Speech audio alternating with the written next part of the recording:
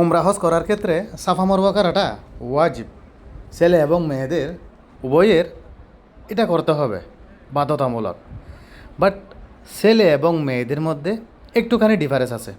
আর সেটা হচ্ছে, যেই স্থানে গ্রিন লাইট আছে ওই স্থানে ছেলেরা গতি বাড়িয়ে দেবে, দৌড়াবে।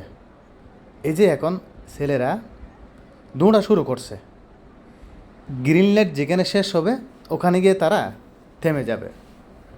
ডিফারেন্স হচ্ছে, এই স্থানে ইসলাম মেয়েদেরকে সম্মানস্বরূপ দেখছে, স্যাক্রিফাইস করছে। এই স্থানে মেয়েদেরকে দৌড়াতে হয় না। কেননা পূর্বে ইসমাইল আলাইহিসসালাম যেই সময় জন্মগ্রহণ করছিলেন তখনই মা হাজারা আলাইহিসসালাম মেয়েদের ওয়াজিবটা পালন করে দিয়েছেন উনি।